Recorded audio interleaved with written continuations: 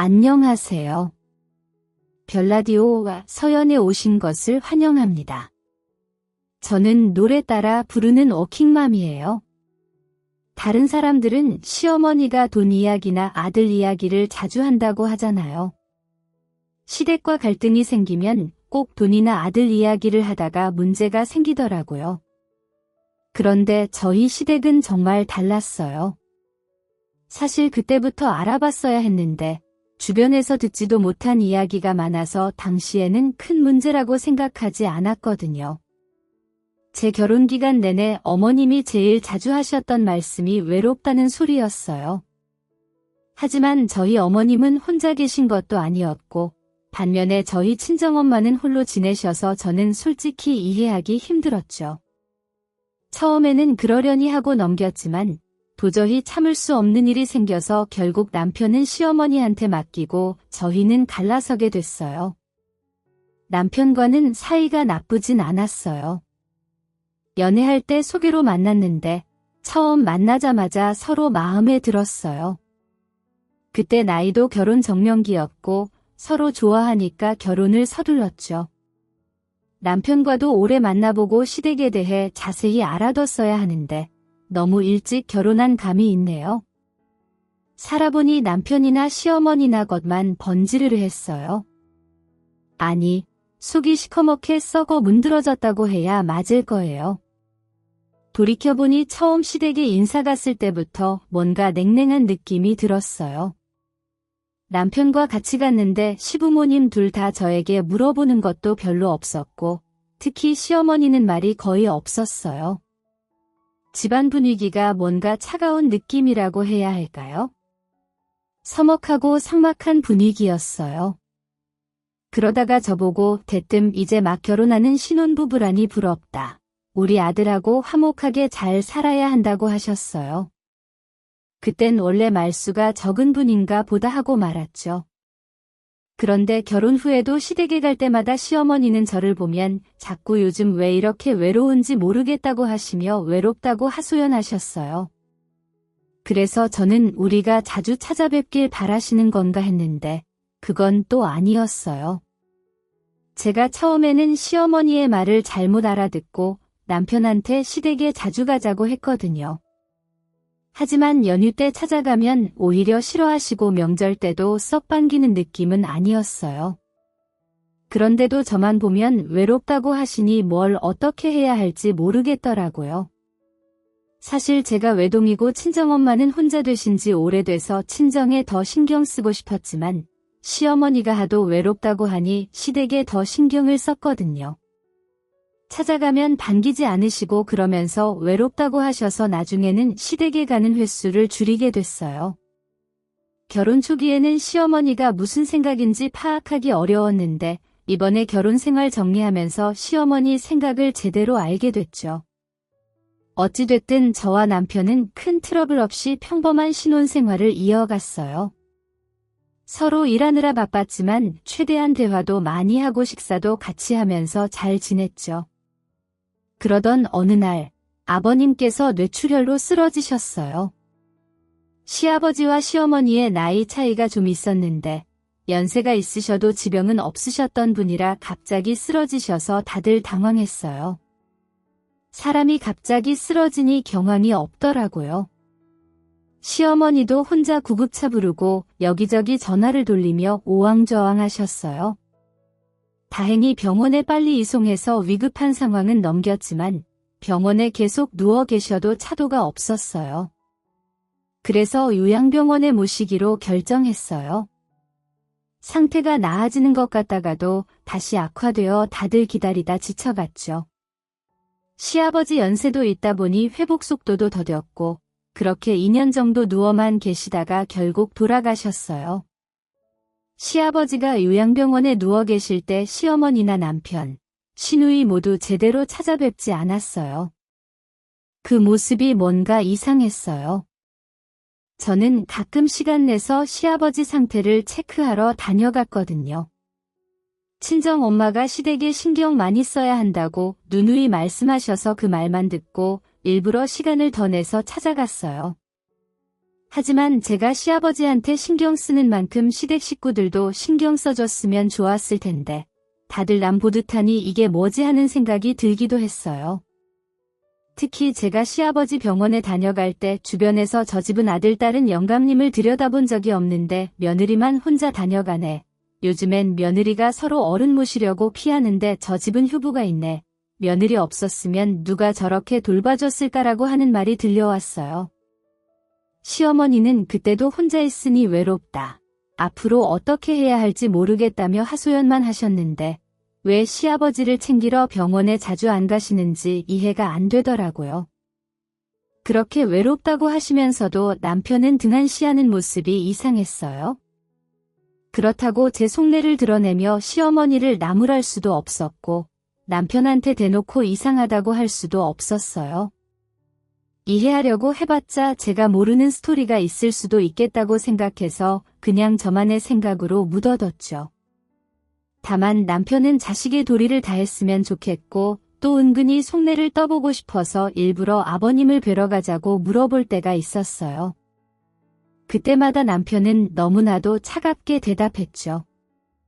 에이, 거기서 알아서 잘해줄 건데 내가 거길 왜 가? 엄마가 가끔 들러본다던데 엄마만 가면 되지 내가 굳이 갈 필요가 있겠어? 병원비도 매달 장난 아닌데 솔직히 그거 부담하는 것도 힘들어. 그런데 내가 시간 빼서 병원 가려면 차비며 식비며. 에휴, 가끔 병원의 상태 물어보고 엄마한테 소식 듣고 하면 돼. 당신도 힘 빠지게 괜히 가지 마. 그 시간에 애나 더 챙겨줘. 이렇게 말하니 도대체 이 집안은 얼마나 가족 간에 정이 없는 건지 모르겠더라고요. 아무리 정이 없어도 부모, 자식 간의 도리도 안 하는 게 이상했죠. 남편의 저런 모습을 보고 정이 떨어지려고 했고 시댁이 점점 이상하게 보였어요. 그래도 제가 모르는 이유가 있겠거니 하고 넘어갔죠. 원래 아버지들이 가부장적이라 집에 정이 떨어지는 경우가 많잖아요. 뭐 그런 케이스라고 여기고 넘어갔어요. 저도 해야 할 일이 많아서 깊게 생각할 만한 일도 아니니까 나도 모르겠다 하는 마음으로 더 파고들진 않았어요. 어쨌든 남편도 저한테 잘해줬고 시댁 식구들도 일절 터치하는 게 없어서 이만하면 다행이다라는 생각이 들었어요. 그렇게 시아버지는 2년 정도 누워만 계시다가 결국 돌아가셨어요. 장례식장에서 시어머니를 찾아온 조문객들이 하나같이 그만하길 다행이다. 더 누워 계셨으면 어쩔 뻔했어. 차라리 얼른 가시는 게 낫지 라며 호들갑을 떠는 게 영 기분이 좋지 않았어요.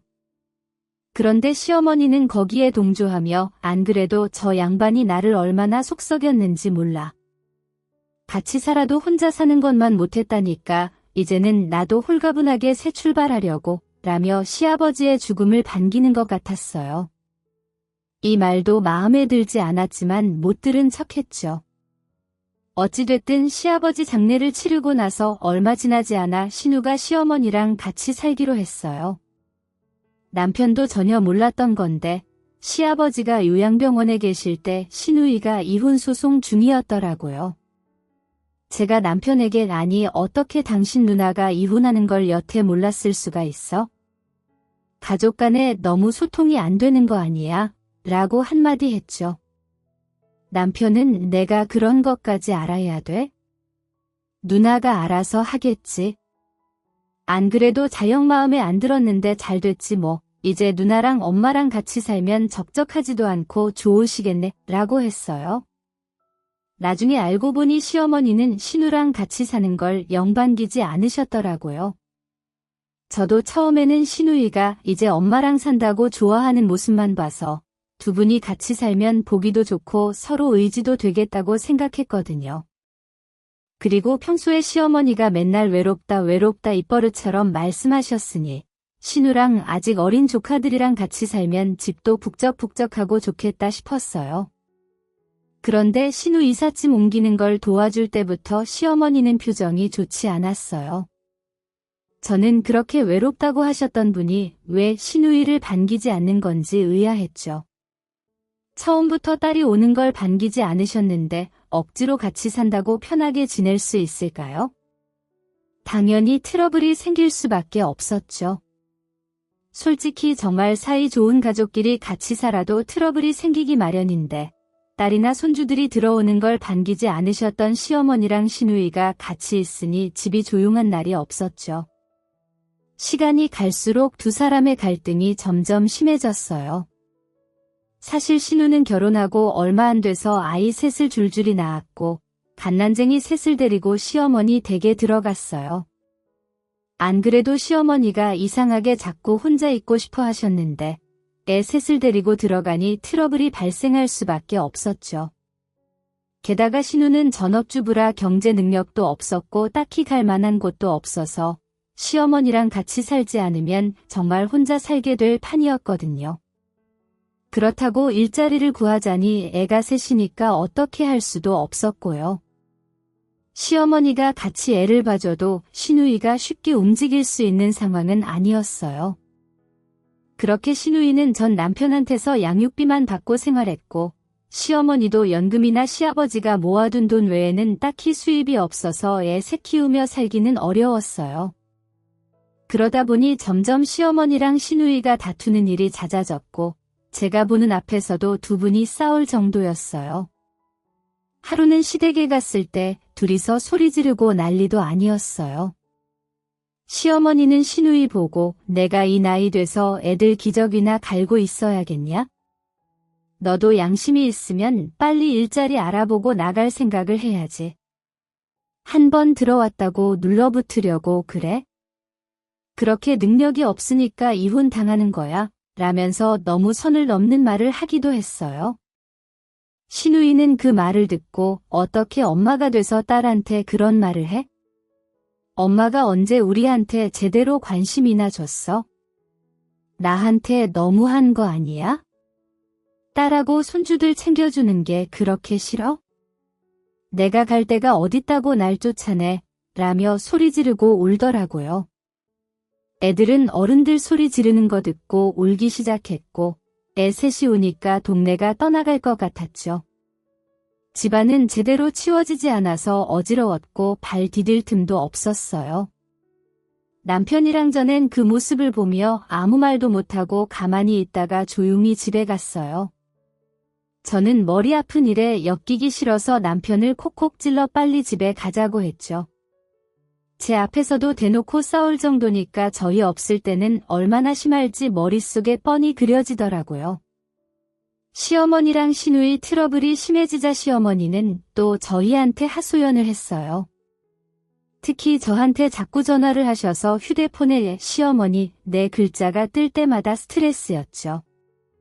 시어머니는 저한테 전화할 때마다 내가 이 나이에 황혼 육아가 웬 말이니? 딸년 얼굴 볼 때마다 스트레스 받는다. 이러다 내가 제명에 살 수 있으려나 몰라. 왜 이렇게 말년에 사는 게 힘들지 모르겠어? 너희도 힘이 들겠지만 나도 우리 딸도 돈도 없고 애 키우는데 너무 지쳐.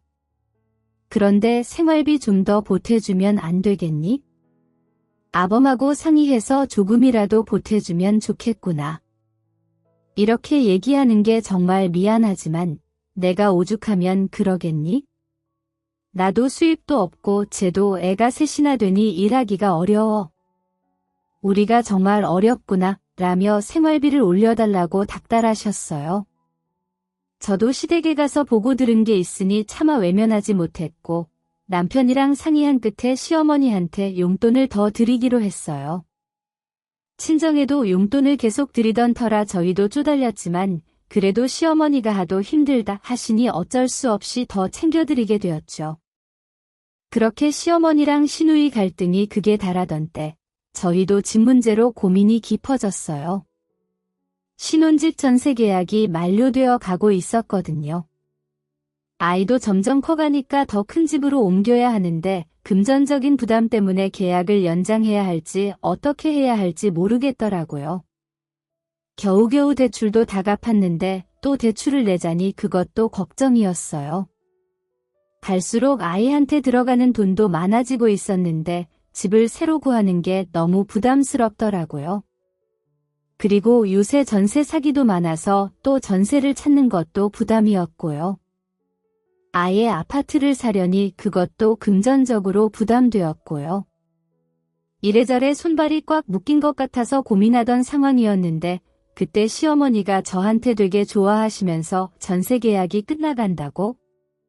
그럼 친정에 들어가서 사는 건 어떠냐? 안사돈 모시고 살면 너도 편할 거고 둘이 맞벌이 하는데 손주 봐주시면 마음도 놓일 것 같은데. 그리고 안사돈도 혼자 되신 지 오래되셨는데 그 넓은 집에서 혼자 지내시면 외롭지 않겠어? 적적하신데 손주 재롱 보시면 기분도 나고 더 좋아지실 것 같은데 아범하고도 잘 상의해봐라 라고 하시면서 자꾸 합가하라고 하셨어요. 솔직히 그땐 시어머니가 이렇게 친정 생각해 주시는 경우가 없으니까 합가하라는 말을 먼저 해주신 것만으로도 너무 감사했어요. 신혼집은 시댁이나 친정이나 전부 가까운 곳에 있었거든요. 그래서 시어머니는 합가하더라도 자주 볼 수 있고 친정집이 신혼집보다 더 넓기도 하니 들어가 사는 것도 좋을 거라고 자꾸 권하셨죠. 안 그래도 저도 대놓고 말은 못했지만 결혼하고 나서 혼자 집에 계신 친정엄마가 늘 마음이 쓰이긴 했어요. 친정엄마도 연세가 적은 편이 아니시니까 혹시 밤사이에 무슨 일이 생기는 건 아닌지 마음 졸일 때도 많았죠. 그렇다고 제 욕심 차리자고 남편 불편하게 친정에 자주 갈 수도 없었어요. 아무래도 우리나라 정서상 시댁부터 챙기게 되니까요. 시어머니도 안 모시면서 친정엄마만 챙기기도 눈치 보였고요. 그래서 시어머니 말씀을 듣고 너무 감사했고 저도 합가하는데 마음이 쏠렸어요. 신우가 시어머니랑 같이 살고 있으니 시댁 걱정은 덜 수 있고 눈치도 덜 보였으니까요. 그때 시어머니는 친정에서 출퇴근하는데 문제없지. 지금 이런 말 나올 때 얼른 합가하는 게 좋을 거다. 다시 집 알아보고 대출 내고 얼마나 힘들어. 친정 들어가서 어른 모시고 살면 보기도 좋고 서로서로 좋지 않냐? 나도 혼자 살아보니 너무 외롭더라. 사돈은 내가 외동딸이라 나이 더 드시면 적적하고 힘드실 거 아니야? 늦기 전에 모시고 사는 게 맞는 것 같아. 사람이 외로우면 못 살아. 사람은 사람 온기가 있어야 따뜻하게 지낼 수 있거든. 요새는 버튼만 누르면 따뜻하게 잘 수 있고 휴대폰만 보면 시간 가는 줄 모른다지만 그래도 옆에 사람 있고 없고 천지 차이더라. 그러니 체면 차리지 말고 사부인 모시고 사는 게 좋을 것 같아 라며 합가하라고 자꾸 권하셨어요. 보통 시부모님 안 모시고 산다며 화내는 집이 많은데 시어머니가 친정부터 생각해 주시는 모습이 너무 감사했어요. 그때는 고마운 마음이 커서 시어머니한테 어머님 그렇게 친정부터 생각해 주셔서 너무 감사해요.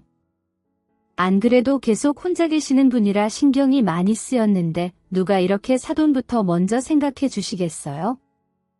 어머님 같은 분이 또 어디 있을까 싶네요. 정말 감사해요라고 몇 번이나 감사하다는 표현을 했죠. 시어머니가 시커먼 속내로 계산기를 열심히 두드리는 줄도 모르고 그저 고맙다고만 했죠. 저는 아무것도 모른 채 남편한테 여보 어머님이 새로 집 알아보는 것도 힘들고 대출도 부담이니까 친정에 들어가서 사는 게 어떠냐고 하시더라. 당신 불편한 거 알아서 내가 말할까 말까 고민했는데 솔직히 집 새로 구하는 것도 너무 어렵고 대출도 받자니 머리 아파서 한번 상의해보는 거야. 많이 불편할 것 같으면 없던 일로 해도 괜찮으니까 부담 갖지 마. 아직 엄마한테는 얘기 안 했어 라고 조심스럽게 물어봤죠.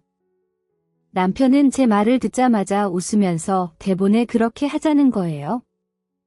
장모님이 나한테 얼마나 잘해주시는데 여태 반찬도 그렇게 많이 해주시고 우리 잘 챙겨주신 거 생각하면 당연히 모시고 살아야지.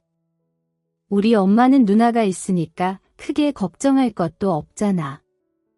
장모님 모시고 살면 장모님이 해주시는 맛있는 음식도 원 없이 먹겠네 하면서 되게 좋아하는 모습이라 그걸 보고 안심할 수 있었어요. 그때 남편을 보면 세상에 이런 좋은 사람이 또 없겠다 싶을 정도였어요. 남편은 친정 부모님이랑 합가하자고 저한테 말하자마자 바로 친정엄마한테 전화를 했어요. 장모님 저희 이제부터 장모님하고 같이 살려고요. 저랑 사는 거 불편하지 않으시죠?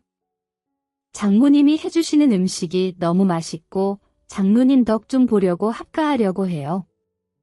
안 그래도 전세 기간도 다 돼가는데 새로 집 구하기도 힘들고 장모님도 그 넓은 집에서 혼자 계시는 게 적적하니 저희 세 식구랑 같이 살아요. 제가 안 불편하게 잘 해드릴게요라면서 넉살 좋게 얘기하더라고요. 친정엄마는 너무 좋다고 하셨어요. 저한테 박서방은 어쩜 그렇게 마음 씀씀이가 넓어 사람 다시 봤어 나도 혼자 있으면 적적한데 우리 할인이 돌봐주고 너희랑 오손도손 잘 살면 좋을 것 같다라며 계속 남편 칭찬을 하시더라고요. 저도 기분이 좋아서 우리 시어머니가 먼저 얘기 꺼내신 거야? 저희도 저렇게 흔쾌히 같이 살자고 할 줄 몰랐는데 잘 됐지 뭐 안 그래도 애 크면 집도 더 넓은 곳으로 옮겨야 되잖아. 우리가 맞벌이라 애 어린이집에 보내도 늘 걱정이었는데 엄마가 같이 있으면 든든하고 좋지라고 했어요. 신혼집은 위치나 주변 조건이 모두 좋아서 금방 새로운 세입자가 들어왔어요. 그래서 친정집으로 합가할 준비를 서둘렀고 어린이집도 친정집이랑 더 가까운 곳으로 옮기면서 이사를 빨리 해버렸죠.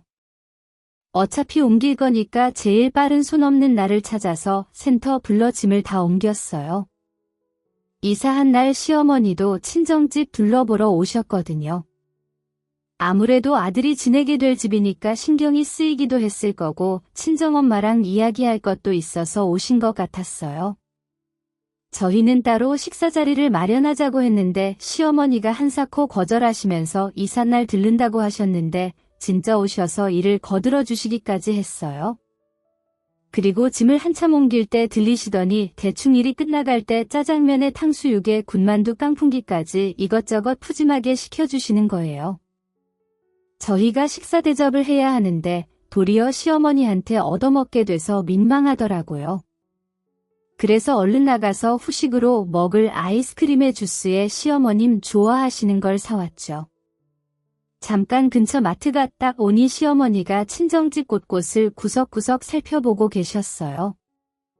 친정집에 제대로 오신 건 처음이라 구경 삼아 보시는 것 같았죠.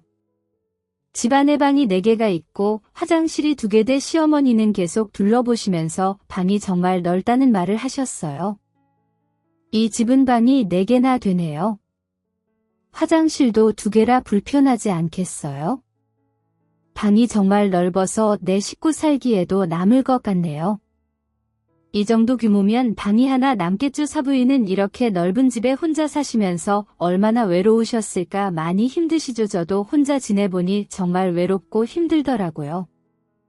이제 애들이 들어가 사니까 적적하지 않고 좋을 것 같네요 라며 자꾸 허들가들 떠셨고 또 외롭다고 하시더라고요.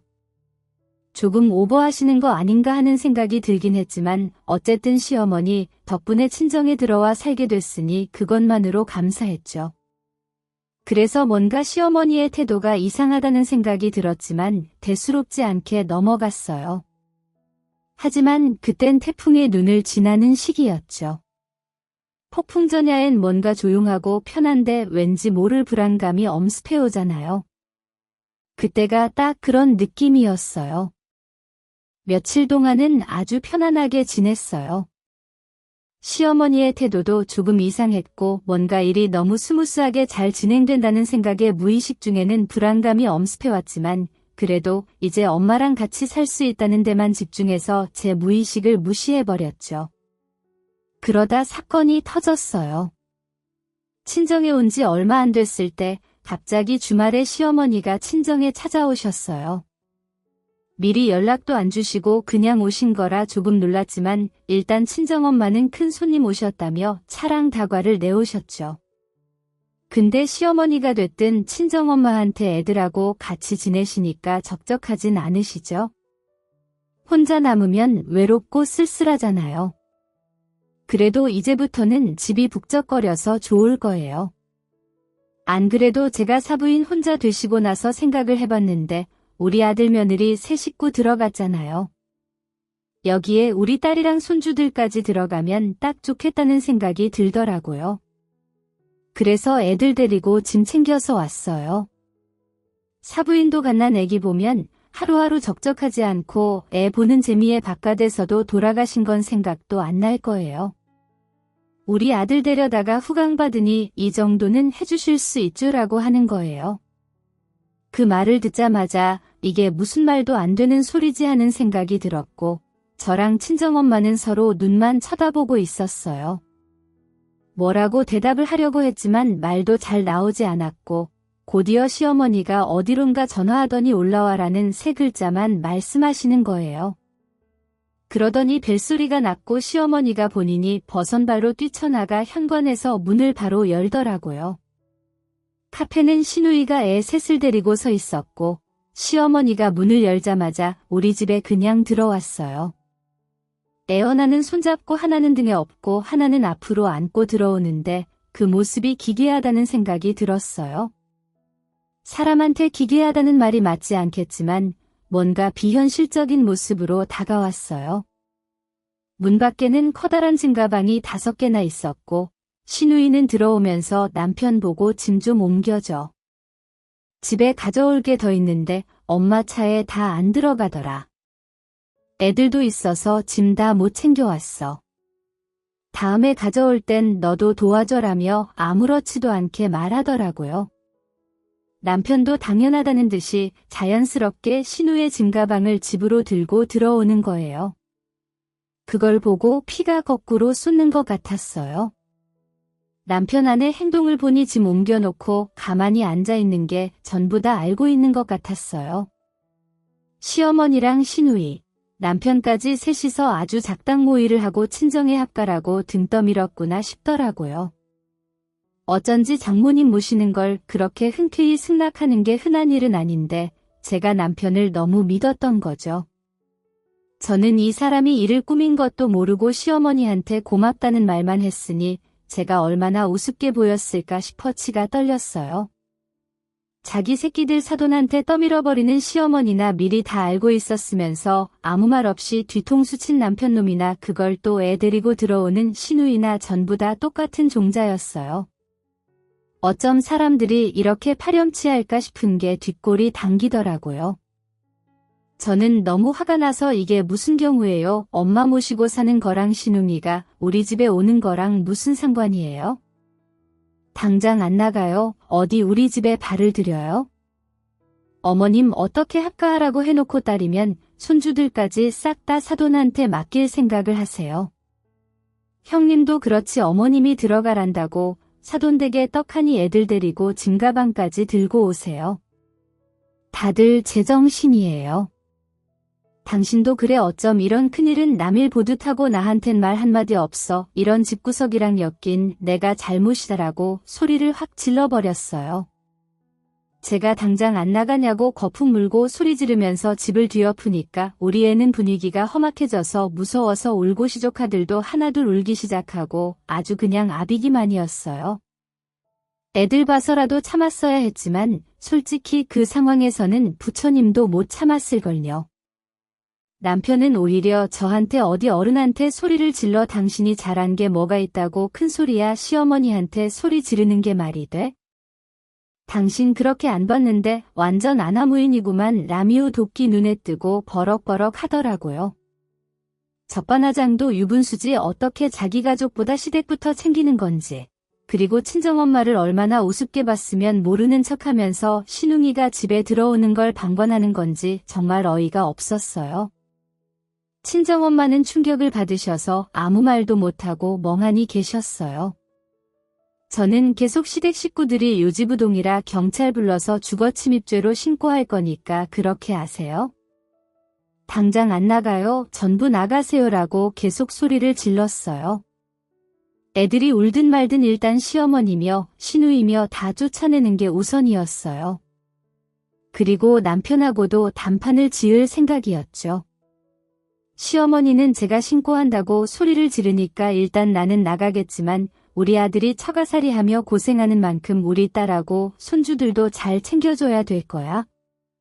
그러라고 내가 합가하라 한 건데 이제 와서 너랑 안사돈만 편하려고 해? 합가할 때 이 정도는 생각했어야 하는 거 아니냐. 사부인 제 말이 틀려요. 아까부터 왜 말씀이 없으세요? 남의 집 귀한 자식 처가살이 시키고 본인 혼자 편하려고 하셨어요라며 선 넘는 발언을 계속하더라고요. 시누이는 애들이 울고 불고 난리를 치는데도 가만히 있더라고요. 저는 그 모습을 보고 너무 짜증이 나서 시누이한테 애들 데리고 당장 나가라고 했어요. 시누이는 제 말을 듣더니 나 이제 갈 데 없어. 엄마가 여기서 살라고 했는데 빈 방도 많다며 애들 셋 데리고 가도 살기 좋을 거라고 했단 말이야. 나갈 데 없으니까 올케가 알아서 해. 라미 방바닥에 그냥 앉아버리더라고요. 이건 정말 직접 두 눈으로 봐야 제 심정을 이해하실 거예요. 황금 같은 주말에 쉬어도 모자랄 판에 시댁 식구들하고 대판 싸우고 있으니 이게 무슨 상황인가 싶더라고요. 저는 이 판사판이라는 생각에 정말 경찰에 신고했어요. 제가 경찰에 전화하니까 시어머니부터 시누이 남편 모두 놀라는 눈치였어요. 하지만 그들 모두 자신들은 잘못 없다는 태도였고 경찰이 봐도 유지부동이었어요.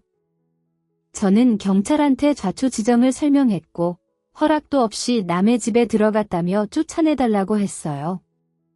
경찰이 출동하자 시어머니의 시누이는 할 수 없이 집에서 나가더라고요. 시누이는 애 셋을 데리고 짐가방을 주섬주섬 챙기며 나가는데 그 꼴이 얼마나 밉상스럽던지 몰라요.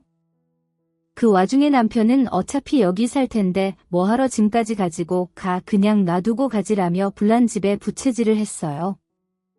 나는 남의 집에 왜 짐을 놔두냐며 직접 현관문 밖으로 짐가방을 던져버렸죠. 시어머니는 제 모습을 보고 너는 내 귀한 아들 데려다 고생시키면서 우리를 쫓아내 두고 봐라. 우리 아들 처가 살해시킨 대가로 내 딸이랑 손주들까지 다 책임져야 할 거야. 라미 악을 쓰더라고요. 그렇게 겨우 시댁 식구들을 내쫓고 나니 그제서야 친정엄마가 제대로 눈에 들어왔어요. 놀라서 아무것도 못하고 있는 친정엄마를 진정시키고 애 데리고 며칠만 친구 집에 가 계시라고 했어요. 친정엄마는 대충 몇 가지 집만 챙기고 저도 잘 아는 친구분 집에 애랑 같이 얼른 가시더라고요.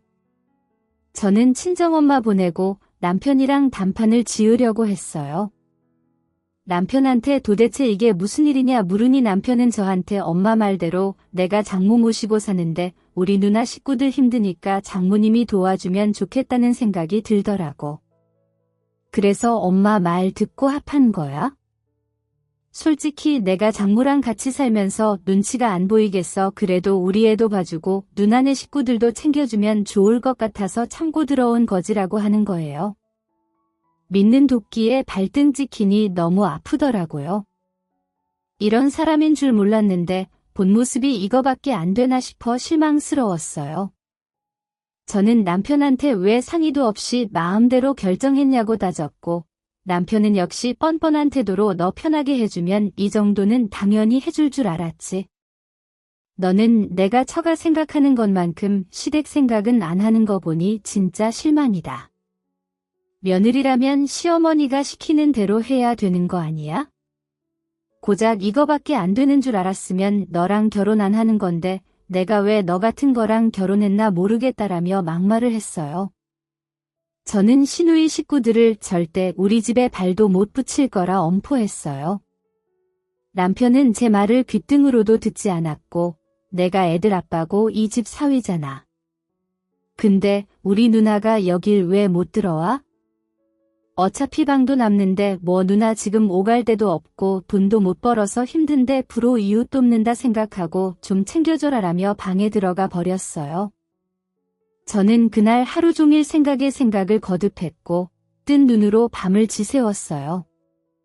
남편은 아무 일도 없었다는 듯이 출근하길래 저는 급히 연차 쓰고 시어머니한테 찾아갔어요. 그리고 친정엄마한테 다시 집에 와서 집 좀 잘 지켜달라고 했죠. 친정엄마가 애 데리고 오자마자 얼른 도어락 비밀번호부터 바꿨어요. 시댁에 가서 얘기 좀 하자니까 시어머니가 선뜻 문을 열어주더라고요. 근데 웬 낯선 남자가 있는 거예요. 신웅이랑 애들은 어디 갔는지 안 보였지만 별로 물어보고 싶지 않았네요. 시어머니한테 옆에 계신 분은 누구냐고 하니 나랑 결혼할 사람이라고 하는 거예요. 이게 무슨 황당한 시츄에이션인지 시어머니는 또리어 저한테 당당하게 너 시아버지 될 뿐인데 얼른 인사하네. 돌아가신 그 무뚝뚝한 양반이랑 다르게 이 사람은 얼마나 자상한지 몰라. 우리는 정말 운명처럼 만났거든. 내가 택시 타고 왜 이렇게 외로운지 모르겠다고 하니 이 사람이 그때 나한테 좋은 드라이브 코스를 소개해주면서 이곳저곳 경치 좋은 곳을 구경시켜주는 거야? 어느 택시기사가 이렇게 해주니 그러면서 택시비까지 안 받는 거 있지? 그때 내가 너무 감동받아서 따로 연락처를 받았는데 둘이 택시 타고 놀러 다니면서 정이 들어서 이제 결혼하려고 한다. 나보다 5살이나 어린 사람인데 얼마나 어른스러운지 몰라. 이 사람도 이혼하고 애들은 전처가 맡겼고 애들도 벌써 다 커서 나랑 둘이 오붓하게 살려고라며 묻지도 않은 말을 술술하더라고요. 늙어서 재혼하지 말란 법도 없고 여자는 늙어도 여자라고 하지만 차라리 본인이 살 집을 따로 구하던가 자기가 딸을 내쫓아가면서 남자 타령하는 모습이 정말 천박스러웠어요. 그 남자도 그렇지 그 정도 나이면 집 한 채 새로 구할 돈도 없나 싶더라고요. 저는 정말 어이가 없어서 암만 그래도 어떻게 남자 만난다고 딸하고 손주들을 사돈으로 보낼 생각을 하세요. 람이 소리를 꽥 질렀어요. 시어머니는 너는 버르장머리가 없어도 정도가 있지? 시아버지 될 사람 앞에서 소리를 질러 그럼 우리 둘이 사는데 딸내미랑 손주들이 떡하니 버티고 있으면 되겠냐 나도 신혼생활은 즐겨야지 이제 좀 웃으며 살 것 같은데 왜 네가 자꾸 나서서 초를 철하며 당당한 태도를 계속 유지하더라고요. 저는 그 어마어마한 논리에 할 말을 잃었어요. 그래서 그냥 머리로 생각하기 전에 몸이 반응하는 대로 일부러 그 재혼 상대며 이웃들이 다 들으라고 소리를 질렀어요. 나이 많은 사람도 재혼하고 신혼 찍길 권리는 있죠. 근데 딸이랑 손주를 쫓아내고 심지어 사돈네에 가서 얹어 살라고 하는 게 말이 돼요? 본인 편하자고 남을 힘들게 해요. 어떻게 재혼한다고 딸 버리고 손주를 버려요? 그 내 식구를 사돈이랑 며느리한테 떠맡기는 건 대체 어느 나라 법이에요라며 계속 큰 소리로 떠들었어요. 안 그래도 시어머니 사는 아파트는 연세든 분이 많아서 제가 간 시간대에 집에 계시는 분이 많았거든요. 그걸 노리고 일부러 소리를 버럭버럭 질렀어요. 그리고 나서 남편한테 찾아가 시어머니 상황을 얘기해줬어요. 저는 이런데도 시누인 식구들을 받아줘야 되냐 말도 안 되는 일이라고 했어요. 하지만 남편은 처음에는 놀라더니만 그럴 만하다고 자기 엄마가 불쌍하다면서 갑자기 저한테 하소연을 하는 거예요. 사실 우리 엄마가 결혼 전에 아이를 임신해서 신혼도 못 즐기고 평생 고생만 하셨거든 이제라도 행복하셔야지라면서 눈시울까지 붉히며 얘기하더라고요. 이 사람들이 저만 보면 왜 자꾸 쓸데없는 말을 하는 건지 저는 남편한테 지금 내 상황은 안 보여 불쌍한 걸로 치면 내가 더 불쌍하지 나는 신우 애들까지 떠맡게 됐는데라면 쏘아붙였어요. 그리고 남편한테 어머님이 재혼을 하든 신혼을 즐기든 그건 내 알바 아니고 신우이랑 시조카들은 절대 우리 집에 못 들여보낸다. 그것만 지켜달라고 했어요. 근데 이 인간이 갑자기 우리 전세금 뺀 돈을 신우이한테 준다고 하는 거예요. 어차피 묶어놓을 돈인데 누나 안 받아주면 누나가 지낼 곳을 마련해주면 되지 않겠냐고 하더라고요. 저는 남편이 친정에 완전히 눌러앉을 생각이구나 싶어 반대했어요. 나중에는 또 집을 얻어서 나가야 할 수도 있고 급하게 필요할 수도 있으니까요. 근데 남편이 그 자리에서 덜컥 계좌이체를 해버리더라고요. 그러면서 전세금 4억 중에 절반은 신노한테 주고 그 나머지 절반은 시어머니한테 보내버렸어요. 제가 그 모습을 보고 너 미쳤냐고 소리를 질렀죠. 그러자 남편은 내가 가장으로 여태 우리 식구 먹여 살렸는데 그 돈은 내가 좀 써도 되는 거 아니여? 우리 누나 지금 돈도 없고 일자리 구할 능력도 안 되는데 살 곳이라도 제대로 마련해줘야지. 그리고 엄마 재혼하는데 식은 제대로 올려드려야 될 거 아니야. 돈은 이런 데 쓰는 거야? 넌 왜 며느리 도리 할 생각은 안 해? 내가 장모 모시고 살면 너도 시댁에 이 정도는 해야 되는 거 아니야? 우리 엄마나 누나 좀 제발 잘 챙겨주라라며 효도까지 강요하더라고요. 그리고 남편은 앞으로 시어머니가 살다가 돌아가시면 그 집을 자기가 받기로 했다며 내가 너보다 돈을 더 잘 벌지 않냐, 앞으로 그 집까지 생기면 세놓고 우리 세 식구 편하게 살면 된다고 말도 안 되는 논리를 펼쳤어요. 앞으로 보닌 앞으로 재산이 많아질 텐데 너 신우랑 시조카들 잘 봐달라는 거였어요. 그러면서 너는 일하니까 놀고 먹는 장모가 애 좀 봐주면 되잖아. 어차피 우리 애도 봐줘야 되는데 조카까지 더 물어봐주면 장모도 좋은 일 하고 나중에 우리 엄마한테 집 받으면 그때 편하게 모시면 되잖아라며 자꾸 속을 긁는 말만 하더라고요. 이렇게 앞뒤 안 받는 말을 어쩜 그렇게 청산 뉴스처럼 하는지 어디 학원 가서 배워오는 건가 싶었어요. 저는 남편 하는 행동을 보고 뒤에서 돈 받기로 하고 우리 엄마 곤란하게 만들었구나 하는 생각이 들어 그 자리에서 바로 이혼을 선언했어요. 너 앞으로 내 남편 아니고 우리 엄마 사위 아니야? 너나 신우나 아무도 우리 집에 발 못 들일 줄 알아. 그리고 앞으로 돈이 많아질 거라고. 너 진짜 시어머니가 너한테 집 넘겨줄 것 같아? 그 잘난 재혼남한테 넘겨줄 걸 꿈 깨셔. 그리고 내가 너보다 연봉이 더 많은데 내가 재산이 많아져 봤자 얼마나 많아지겠니? 지금 도어락 바꿔놨고 엄마가 집 잘 지키고 계시니까 알아서 잘 때 찾아봐. 너 같은 걸 남편이라고 믿고 산 내가 잘못이다라고 쏘아대고는 바로 변호사를 찾아갔어요. 저는 그날 바로 변호사랑 상의하고 갖고 있는 증거 탈탈 털어서 바로 이혼소장을 접수했어요. 남편이 집에 와서 문을 두드렸지만 저는 이미 남편 짐도 박스에 담아서 문 밖에 내놓은 상태였죠. 도어락 비밀번호로 바꿨는데 무슨 수로 들어오겠어요? 자꾸 문 두드리니 이웃에서 시끄럽다고 항의하더라고요. 그러니 남편이 깨갱하고 박스 주섬주섬 챙겨서 내려가는데 그 꼴이 얼마나 초라해 보이던지, 연애할 때나 신혼 초에는 남편이 그렇게 듬직할 수가 없었는데 이제는 웬 볼품없는 아저씨가 있더라고요. 남편이랑 시어머니가 잘못한 게 너무 확실해서 변호사가 수월하게 이길 거라 했는데 정말 소송도 금방 끝났어요. 양육권이나 채권이라 당연히 제가 가져왔고 전세금도 절반 찾아올 수 있었죠. 재산도 절반씩 나눠 가진 데다가 위자료까지 두둑하게 받아서 그나마 오라통 터지는 마음을 진정시킬 수 있었어요. 솔직히 그 돈으로 제 생활을 보상받을 수 없고 최근 소용돌이 속에서 힘들었던 시간을 다 보상받기 어려웠죠. 그래도 법적으로 보상받을 건 다 받았으니 그것만 해도 다행이라는 생각이었어요. 남편이랑은 이혼 후에 연락을 완전히 끊었어요. 처음에는 그래도 그간의 정이 있으니까 필요한 연락은 직접 했거든요. 근데 자꾸 다시 합치자 나누면 힘들다 어쩌고 저쩌고 나중에는 술 먹고 하소연까지 하길래 앞으로는 변호사 통해서 연락하라고 통보하고 싹 다 차단해버렸죠. 그러다 하루는 신노이한테 전화가 왔어요. 저는 안 받으려다가 그래도 뭔 일인가 싶어서 한번 받아봤거든요. 솔직히 근황이 궁금하기도 했고요. 전화를 받자마자 신우이가 갑자기 저한테 남편이랑 다시 합치면 안 되겠냐고 하는 거예요. 이 집안 사람들 특유의 뻔뻔하고 자기 할 말부터 하는 스타일은 여전했어요. 저는 무슨 소리냐?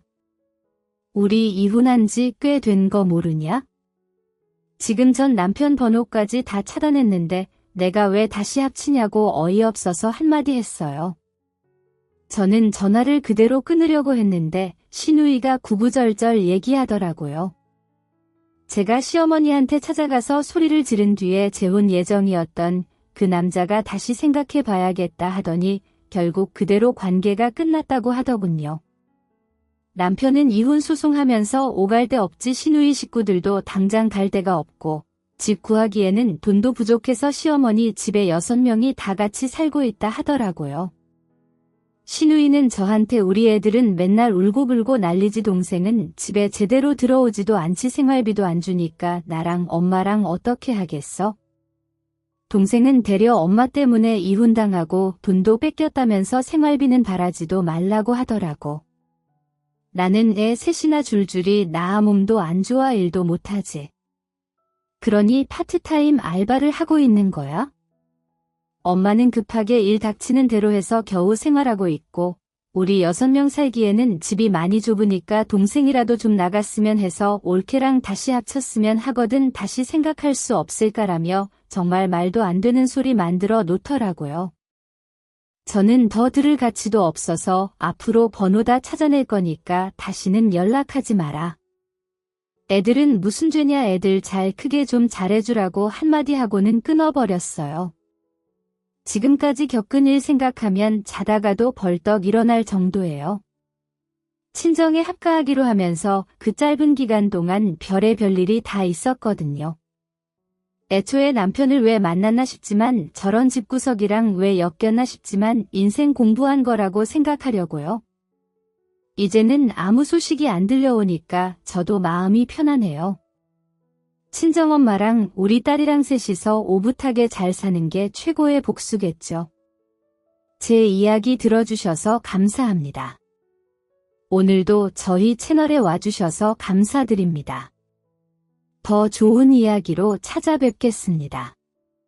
지금까지 작은별 라디오였습니다.